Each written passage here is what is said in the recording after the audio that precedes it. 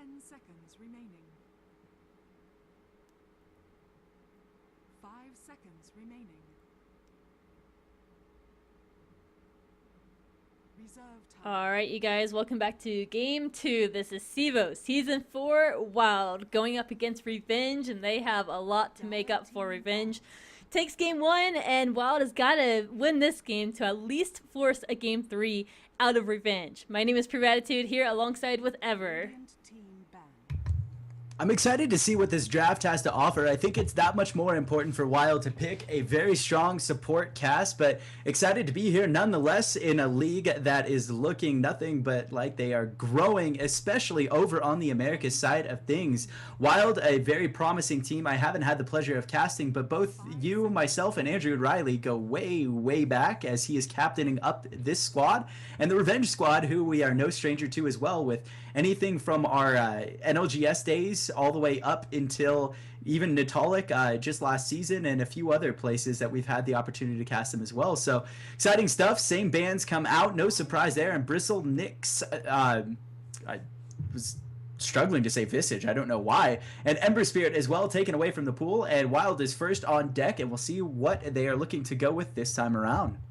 You know, I really love casting amateur tournaments because you really get to see the teams grow and enter a more competitive scene. And we've seen some teams start out completely new in this game and turn out to being competitive teams and really holding their own against better teams. So Phantoms was a team that was like that. You know, they started off a little rough and then they got a sponsor and they kind of started refining things. And it's great to see that although Andrew isn't with Phantoms anymore, he still is in the competitive scene and he's trying to continue in that and make things happen still. And he played a really good Shredder last game. It was just, it got to the point where he couldn't control the game anymore. He couldn't control the pace of the battles. And that's just the nature of Timber headed into the late game. Bane Elemental going to provide them a much better initiation element. We'll see if they elect to pick up Mirana here. It's going to be their last opportunity to do so if they would like this setup. I don't think it's too hard of a combo to counter necessarily, though. So it is very cute, and while it is cute, it's not necessarily viable when people are able to pay attention, but it will shut down a dual lane like nobody's business if it is forced into the right situation. So a lot of the same coming out of Revenge. Venomancer and Clockwork picked up. I expect to see Mihawk on that with Misko taking up the Venomancer. And Wild going down to their reserve time. You know what I found also works quite well that I don't expect to see in the pro scene unless you have a very talented player is Pudge. Mixed in with Bane Elemental makes it pretty point click, if I'm able to get away with saying that. Like, there's no way to miss a hook or an arrow or any sort of chain stun combination of any three in between. Yeah, any skill shot, it really goes well with Bane. So, I mean, even like a Kunkka can do really well in that regard. So anything that needs that lining up does help out a lot. And Bane, he has so much utility, he has so many options. He is, in my opinion, the anti-carry and the anti-BKB. His Fiend's Grip can shut that down pretty effectively, and Feeble minuses the damage. Sleep can save an ally or set up a gank or just kind of control the battle a little bit more with some crowd control. He just has so many options. And then to top off those three insanely good skills, he also has Brain Sap, which is pure damage. I mean, he's like the all-around hero that you could want on your team. He's a phenomenal support. I have to agree. I don't want to get anyone's hopes up and say that Pudge is going to appear. He's not. It's just not going to happen, as much as I would love it to. Here nor there, they are basically saying, pick Naex, we're okay with Lifestealer. We will go ahead and just threaten a counter right here and now. Shadow Fiend gets banned away, so Revenge shouldn't go the same lineup necessarily. And they don't. You have Puck already selected for that mid lane. We'll see if Smash continues on there, or if that was more of a niche carry pick and they would like to rotate a few people around. But still expect to see the same two heroes as we've seen on both Clockwork and Venomancer. This is going to provide them a lot more mobility, and as a result, you see Wild jumping in. And I say mobility. Wild jumps in, grabs Lifestealer.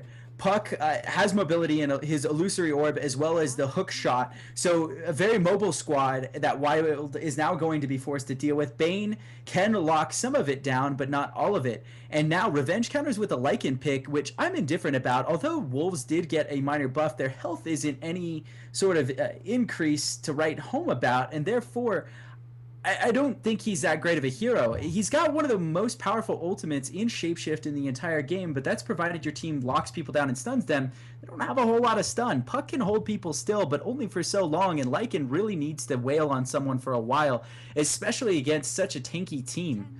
Even one that can shut him down effectively with Bane Elemental. I have some concerns about that pick. What do you think? I really like the Doom counter, too. It's gonna be rough. I think. I feel like it's gonna be really hard for Revenge. Lycan, he's got to get his farm up too, and to be able to compete with a Lifestealer, it's gonna be hard. Doom has options in terms of what he wants to lay Doom down on, either the Lycan or he can shut Puck down completely if he can, target him before the fight happens. But like you said, you do the Bane. You also have Mirana, who can kind of disengage from these team fights. So if a Lycan pops the ult form, you disengage with the Mirana ultimate, and then re-engage once the ult form is done, because it doesn't really last that long. And then going with the Enigma once again, Revenge, they have a really good team fight lineup, but I don't know if Lycan plays into that very well. I'm just going to have to trust that they're doing the right thing based on how they know their lineup best. Is something I haven't peered into. I've never seen them particularly run like him, but I'm not going to lie, I don't watch a lot of Revenge playing outside of tournaments such as this, and therefore I wouldn't know how they've run him before, but I guarantee they have run him before if they're this comfortable to pick him up. Not a bad environment on a best of 3 in week 1 of CEVO, which has a total of 8 weeks to run, and therefore why not take a chance? You're up a game, and you could do a strategy to this nature. He's still a very powerful carry. It just depends on how they want to play it. Wild, as a result, has a good opportunity to respond, elects to go with Vengeful Spirit to round up their lineup. They have some good lockdown here. They have fairly reliable Mirana stun between Lifestealer, Slow, Bane kind of holding someone down. Doom can doom a Puck and almost nullify his effectiveness, or even Enigma at this point, which is going to be huge. Misoku, if he does actually go on the Enigma and does pick him up, he's going to have a much harder time ulting. He's got to catch Doom effectively every single time, and he's got to catch quite a few people. Basically, anyone on Wild's squad other than Lifestealer, he needs to catch inside a 4-man ultimate if he does not want Black Hole to get canceled. And I don't know. I'm not too stoked on Revenge's picks this time around. I wasn't the last time necessarily, but they were very standard, and I think this is kind of straying away from that standard pickup, and we'll see what they want to do with it. We'll have some faith. They did win the first game due to some kind of interesting chess games in the back lanes, but we'll see. This time they may have something yet in store for me. All right, well, let's see how it goes. First off, we do need some introductions. So on the Radiant side this time, we do have Revenge. Smash is going to be on your Puck in the mid lane. Mihawk playing his signature hero on the Clockwork once again. I'm pretty sure every game I've cast the Revenge, Mihawk is always on Clockwork. I don't know if he plays any other heroes. He's kind of like the bulldog of Alliance. It's always Clockwork. Have you seen him on another hero? I know we've cast Revenge at least 4 or 5 times, and I swear it's always Mihawk on Clockwork. I could be wrong. But done with my little rant. Let's go over the rest of the heroes on Revenge. We have Masoku on the Enigma. Benjaz will be the carry once again on the Lycan. Misko will be your Venomancer. And I'll let you go ahead and take over Wild. Hey, I'm sorry, my microphone, I don't believe was muted that entire time. I was looking at Misko. there, so my bad. Yeah, Misko in a lot of trouble. Bane looking to do the setup, and this is similar to what happened on the last game, but we had some audio issues and weren't able to showcase it. So Theory, again, spotting out Misko, and he must just have this homing beacon for Misko, or maybe it's just Venomancer. Poison running through his blood allows him to seek out that first blood. So Wild on the board already. Andrew Riley taking up Lifestealer. Futse on the Bane Elemental. Theory on Mirana. Godshand this time on Doom. And Arf on the Vengeful Spirit with the DC from Misko, who has already respawned, but is going to go ahead and reconnect to the game instead. I'm worried for Revenge. This is a really tough lane for Benjaz. He's a Lycan. He doesn't have any means of escaping. Nothing. This setup out of Wild is going to be so brutal. So even next to the tower, I don't think Benjaz is going to live. He is going to have his work cut out for him. I mean, what can you do? You have the Enigma in the jungle. I just don't see a necessary way for them to not lock down someone like Benjaz. Like, they have every advantage in the world. They're going, even with Venomancer at this point, he's going to have to go wards and Gale. The wards spotting away from the other side, so it stops Bane or even Venge from setting up. But the only downside I foresee for Wild is the fact that Venge has to roam and be successful at roaming in order to be a very effective support. If he doesn't get that going early, this might spell at least some sort of incremental advantage for Revenge. And he needs levels. While level 6 on him is great, it's really level 11 that you have to get in order to really stop things like this black hole from happening. And he's got to get that. And if you're not roaming around and you're getting kills, if you're kind of in between lanes trying to make things happen, he's not going to get those levels.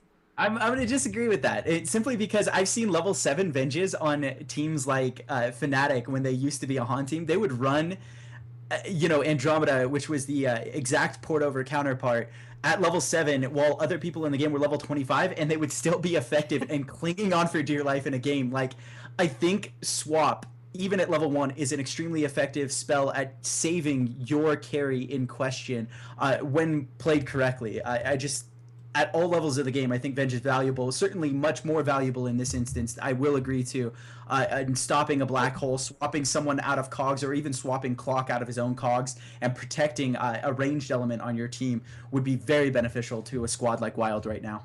Yeah, maybe. I mean, you can get close enough to use it on the Enigma or swap out of cogs like you mentioned, but you have Hookshot who can potentially, chase someone down after a swap is done. Venomancer's Gale, which could potentially be slowing someone enough, so even if you swap them far enough away, they're going to be so slow. And even Puck can chase people down. So I don't know. I feel like this game, he needs more than just that level 6, but we'll see. We'll see who ends up being right, if RF can actually make things happen this game at level 6 or at level 7 with that swap. And against a Lycan, it might just be effective enough in this lane. If you can swap them even at this range, that's about 600. You can swap it. Lycan would then be potentially dead. All right, things getting back underway. We'll keep an eye on the last hit count. I expect the way lanes are going for Benjaz to not really attain a lot of farm, though he has a good start being under his tower, even though Misko has yielded first blood. Andrew Riley already taken to task Mihawk. Mihawk drops down to about a third health on that first auto attack exchange, and I don't imagine that Smash has necessarily a good lane against someone like God's Hand, but they should go 50-50 between the two unless God Hand gets some good burst in, or Smash has an opportunity to finish off God's Hand, who lingers around at a little bit lower of HP. It's going to be up to Futse and Arf to kind of put it down, so Misko has a huge task at hand right now in order to keep Benjaz alive already. You can see he's ward spamming on the other side of the trees to keep good eye for Benjaz on where the opposing squad is. One Nightmare, even far away, could spell his doom, and already the ping coming out, Nightmare not being applied. They actually throw an auto on Misko instead and elect to just kind of let Mirana take up some farm. And these 2 sentries being expended here, it did block one of the camps, which is great, but they didn't spot out this ward here, and that's going to help out Revenge so much to see any heroes that are looping around the woods here, potentially the VS or potentially the Bane, and that helps out the Lycan quite a bit in this lane, and he hasn't gone down yet. Misko was kind of playing mind games with those plague wards, scouting things out very effectively, but if they misstep at all over here, this ward from Wild will spot them out, and that will give Wild a chance to jump on an opportunity. So it's going to be a really tough lane, and it's kind of probably going to be the lane that we need to watch for first blood to potentially happen. Or second blood. First blood already happened. I'm sorry. Yeah, it already happened over in the jungle. Really good pickoff on Misko. I'm jumbling all over my words today. That's all right. It's our first day back casting after a few weeks. I know. It's gonna I just get came over ironed with out. migraine yesterday, so I guess I can be a bit lenient on myself. And it looks like a gank possibly formulating on the mid side. Instead, it's going to be on bottom. Misko in trouble, should go down. There should be no excuses here. And yet again, a stagger stun out of Wild yields in a second kill. Misko not having a great start. Rotation around, it looks like Benjaz is going to jungle the opposing jungle, and he needs to be the one to tank. The Wolves do not have enough health in this current patch to actually tank early on, so as a result, he's going to need to step up there, recognizing they're not going to get anything out of this lane, but as a result, Wild should recognize this fact shortly here, rotate off, and if they start rotating Arf here, we're going to talk about some easy kills coming the way of Wild if they can manage to capitalize. They have a fair amount of vision up. They just need to stay away from this particular portion of the river. They'll be all right. The two supports have options. They really do. They can hunt down Enigma in the jungle with just something as simple as a smoke. They could even go on Smash once the Doom hits level 6 so that he can Doom him after a stun goes out. So they definitely have options. And they could even go to the top lane. They could even go to the jungle and try and find Benjaz. Because like you said, the Wolves can't tank. So that means that the Lycan's going to have to tank. And as a result of that, he is going to get his health dwindled down in the process. And it's going to be a potential kill that they could get. But for the meantime, Theory's just going to have the time of his life on this bottom lane, getting completely uncontested farm. Andrew in so much trouble on the top side right now. He has 2 heroes rotated behind him if Lycan jumps in. All Mihawk has to do is trap him in cogs. They grab a Gale, still not raged out, and now Benjaz shows up. He's just going to man fight Benjaz, but it's not going to be enough. He's not level 6. He has no infest to get away. Starts running down towards the opposing tower. Best case scenario, he would have died right there to the opposing tower, but Mihawk making sure that is not a concern. Instead, picks up a kill, and there's the bite back again from Revenge, always kind of throwing some surprises our way just when it looks like things are going the way of Wild, and that's exactly what happened the last game. They came up with a huge double kill to inch their way right back into the game, but that's the sign of a very consistent team, is someone who always stays calm under pressure, and I'm not saying Revenge is one of the more talented professional squads, but they certainly have a good sense of composure to them. Benjaz in a lot of trouble, stunned down from this actual Vengeful Spirit rotation, as well as Futsie on top. Andrew now has a tri-lane of his own to combat a little bit of what's going on with Revenge's rotations, and this is the exact response that they needed. I don't think it's going to allow Revenge any breathing room on this map for Lycan to farm, and it's going to spell trouble out for them unless they go extremely late. If Lycan continues to get shut down to this level, you're talking a lot of trouble for Revenge. Yeah, we both had our concerns about picking up the Lycan for this lineup for Revenge and against what Wild has to offer in their lineup. And it was a risky move, and the pick itself was kind of complex, but it is only 5 minutes to this game, but Lycan's got to catch up on farm, and I don't feel like he is the fastest farmer in the game, and if he gets shut down fast enough and long enough, it's going to be trouble. But now on the top lane, Mihawk, he's caught in the midst of 3 heroes, and this is going to spell out his death. There's no way he can toy with that at all. He's definitely dead. In the process, though, burns all of Arf's mana, so I guess you gotta take those small victories in mid lane. Yeah, just splits down, 3-man gank of their own. Revenge. I just can't even believe they find the weirdest counters almost immediately. They literally play this weird game of chess where they almost trade pawns and they recognize that they're trading pawns. It was amazing that Godhands is going to go down in this instance. He's already level 6. Expent Doom really is not going to have a great time in lane even after respawning here. It's going to be forced support back, but the fact that they find these weird incremental advantages is just kind of beyond me. They have such a knack for it seems like, especially against Wild. Masoku is level 6 though, so that can provide Revenge some decent initiations. He's building towards that mech. We'll have it finished up pretty shortly. Is there anything on the courier yet though? There's actually not, so it's actually not coming out too quickly. He does still need the headdress and the recipe, so a little while longer to go in that regard. Mirana sitting at the top of the scoreboard, 40 last hits, but right behind her is the Enigma as well as the Puck. Puck sitting at 29. Seems like he's had a little bit of a harder time in this mid lane against Doom than you would have expected. I don't know. I anticipated it. He doesn't have a great time against Doom as an ability as a whole anyways. The moment it's cast on him, he's pretty much a sitting duck if Doom has any sort of range on him.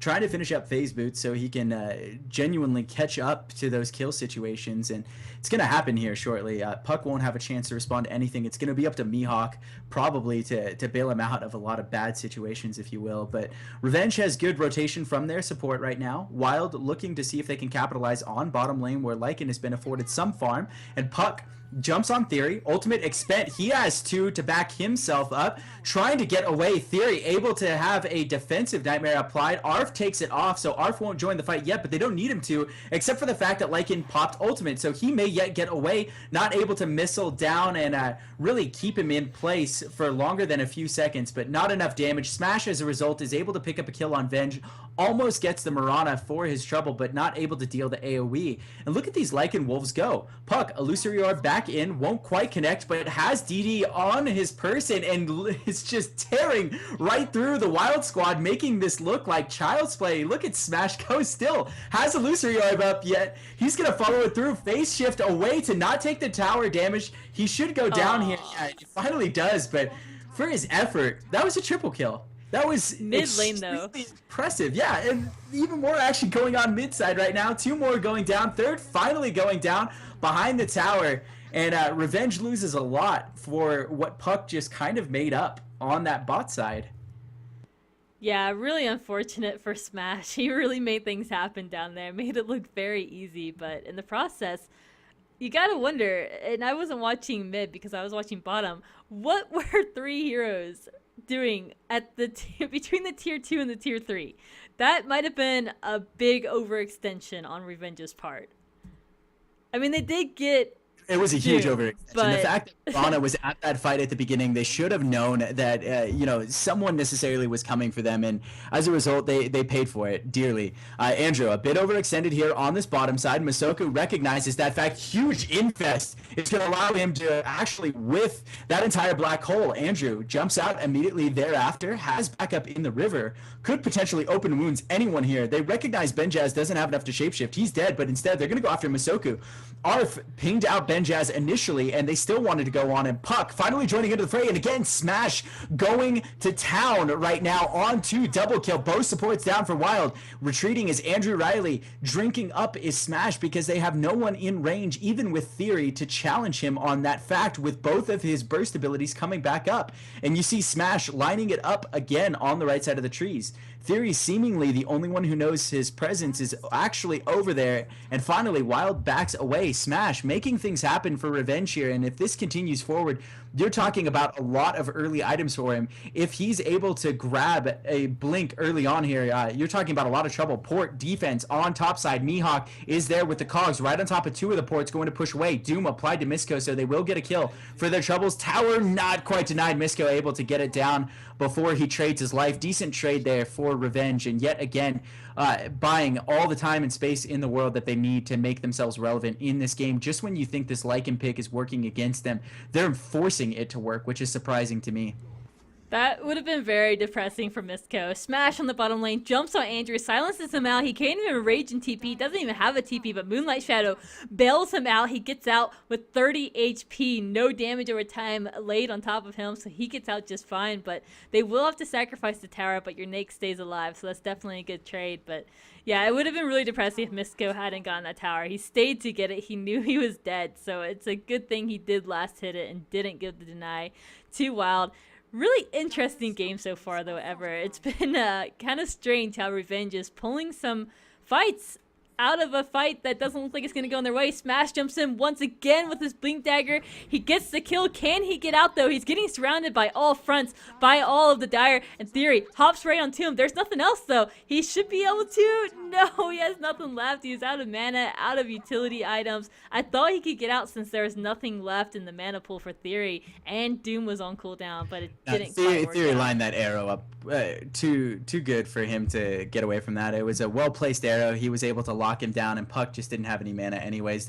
His best bet was the phase shift, blink again, but the arrow didn't allow for it. So really good play there from Wild. My only lead concern here is now we are lacking 2 towers. That push was necessary coming out of Revenge. Their aim with this particular squad is to have the ability to Roshan. Lycan, in terms of items, already has Vlad's, which will allow them to Rosh effectively, and they have to know that they have an Enigma on the other team. The Eidolon's easy to tank Rosh. Misko can spot it out. Puck can, kind of on the fly react, and this gives Radiant a huge advantage to take Roshan down, that they have 2 TP points over by the pit. The only thing they need to do is maintain a decent sort of vision, and they're in great position to follow up on this game. Can you imagine the impact if Benjaz is able to get his level 2 ultimate here soon, secure a Roshan kill? He may yet shapeshift twice in a single fight with how long they've been stretching out, and over the course of as much map as they've actually been stretching out for. So I imagine a lot of great things from Revenge if they continue down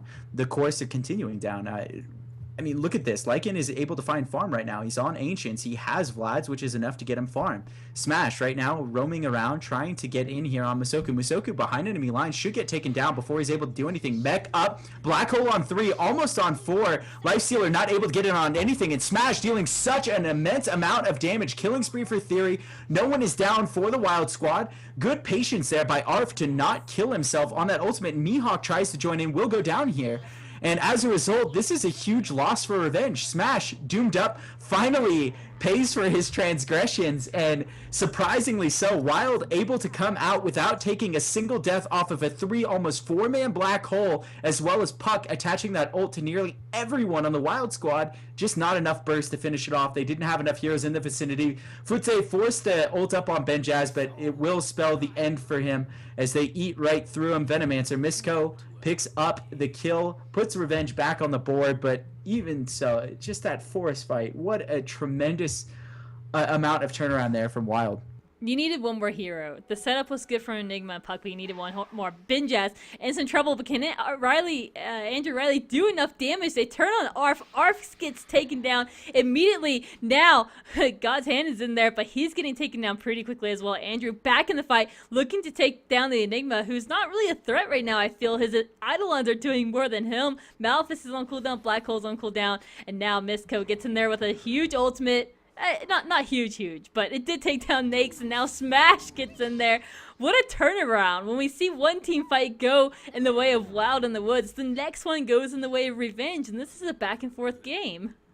Smash is just playing way too well right now. That black hole was huge. Even though they didn't have the follow-up, they are firing on all cylinders right now, and it is forcing Wild to a point I don't think they expected to be at in this game. It should have taken them much longer to build this sort of momentum, but now already battling back 14-13, 15 minutes into the game, pressure applied to a tier 3. Smash in the backfield, brazenly sitting and silencing a Doom in the backfield of Wild, and Wild not able to do anything about it. Phase shift, even a swap, blinks right back away. Good place blink, still Smash goes down. Pressure not quite applied to the tower to the extent you thought it was going to be, and now Misko is doomed up, and they just threw away 2 of their own lives.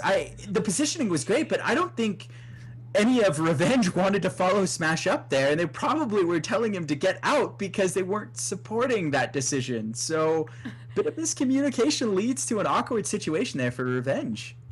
Yeah, this is a crazy game. It's 15-14 at this point. The gold graphs are really in favor of Revenge, but it's only 8k and 15 minutes in. That's something that Wild can come back from. The XP graphs as well, a little bit different story. Only a 3k difference there. So the levels are there for Wild. They can do it. And now with this Roshan going down, Revenge, do they know what's going on? Smash is TPing in. Yeah, they know. They know what's happening. They're going to try and stop this. And if Smash goes in, all you have nearby is a Mihawk on the clockwork. So is there enough? Is there enough to do it? Smash is going to go in. Hits 3 with the Dream Coil. He's a one-man show here ever. He takes it. He takes it. He dies. But it doesn't matter. No, he doesn't die. He's still there. He's still in there. Phase shifted, got right out of there. Now he might die. God. Andrew might even die as a result here. Mirana Ultimate buying them time. They snipe out the Aegis that they have rightfully earned. And was that even like an Aegis steal? I can't see that high up in the actual log, but a lot of prizes being handed out. And look at the siege being laid down. Benjaz able to eat through these towers, still has Shapeshift up and not able to cast it. But it doesn't matter. He's going towards Necro 3, and this push is just unreal. Masoku, 3-man black hole, buying like in time. Melee racks will fall. Benjaz should not escape this. He will forfeit his life, trying to get Masoku away. God's Hand in pursuit to make them pay at least 2 heroes, but not going to get it off in time. It looks like a swap will cancel the TP. They expend Doom, which seems to be a mistake as Misko comes in, and Misko picks up a Mirana kill, maybe a secondary. Lycan Wolves still doing work in the backfield. Venge goes down, so Arf is out. Misko finally goes down, so 4 of Revenge down in exchange for a Barracks. Smash not able to live up to that same sort of level of glory as observed over on that Roche pit, as Wild struggles to come up yet again with answers. Their top barracks in shambles, Roshan Aegis sniped, and Revenge just picking away at everything Wild seems to be doing incorrectly. And don't you feel like it's almost this sixth sense that Revenge has? Whenever Wild is doing something they're not supposed to be doing, Revenge knows, and they're on top of it immediately. They've Really? got cameras everywhere, I guess. And there wasn't even any wards here. There was no wards in this whole area while Roche was going on. So it was just like a sixth sense. Andrew, though, on the top lane, getting chased down from Ben Jazz. Ben Jazz might just be able to secure this. Race Car Lifestealer is not quite fast enough against a Lycan wolf form. And he does go down. And now this top push is just going to be brutal for a while. They have to keep their eye on the Lycan because they can't allow him to just sneakily push down these towers. And in the meantime of getting that racks on top, you also got the Aegis still out of puck, and you secured a few hero kills in the process. So that whole outcome from Revenge was still really good. Is Theory going to go down here, maybe? So much trouble right now. Look at these wolves. They were critting their face off. He's so quick, though, with those phase boots and drums. It was close, I must say. But no, not quite. And you're right. Like, they keep on running into trouble, and they will continue to run into trouble on this top lane if Lycan could potentially show up to a wave that Wild is not paying attention to yet again. Revenge will be able to capitalize on that mistake. Shapeshift plus Necro 3 equals lights out for a tower in a matter of seconds, and if they don't have fortification at their disposal, you're talking about a very quick game to end. One more barracks spells the end this early on. We're not even 20 minutes into the game, and already one barracks is down with Revenge throwing up a pause. No reason stated just yet, but things not looking too good for Wild here in game 2. You know, Wild has to put a lot of effort into stopping these Lycan pushes. You can't just send 1 or 2 heroes over there. You have to have lockdown to stop them from running away. You have to be able to get the wolves burst down, the Necronomicon minions burst down. And in the meantime, while you do that, while you send, you know, maybe 2 guys to the top lane, you have 4 of the heroes from Revenge that are going to be looking for kills on their own or pushing another lane. And that's where it ends up being really rough for a while because they have to split it up. Moonlight Shadow goes in, though, and Doom going to be late on Smash right off the bat. This is what they need. He's going to get bursted down very quickly. This team fight is going to be hard for Revenge. Misko gets caught out with a Fiend's Grip. Theory going for the takedown on Mihawk. Mihawk getting in there, doing a lot of damage, but Ben Jazz, he's in the fight now, going head-to-head with the Doombringer. Doom does go down, and Ben Jazz, he looks to chase down some more hero. He still had Mihawk in the fight with him, but they're too hurt. They can't continue, and Wild picked off that puck so quickly. It was just brutal, but he's back, and Smash is out for Revenge. Dire's top barracks are under attack. Ever, do you have your mic muted? Yeah, sorry, I Sorry. said it again. I passed that to you kind of awkwardly, so No, it's it's kind okay. of 2-man black hole. I actually called it straight away. GG needed to be called and was called right there. I just said 2-man black hole, Lifestealer down, Venge down, and that makes for a series to end very quickly. Split push strategy out of Revenge, able to buy Lycan enough time to farm. Wild not able to capitalize on their mistakes and take down the juggernaut that was Revenge this evening. But what an exciting little short series that we kind of got a glimpse into. Game 1 a lot closer, but game 2 just not going the way of Wild. Yeah, really rough 2 games for Wild. And, you know, I like their draft, too. I felt like in the draft, they picked a really good draft, and you would almost say that it was better than what Revenge had drafted. But Revenge just catered to their draft so well. They played how they needed to play. They picked their team fights how they needed to.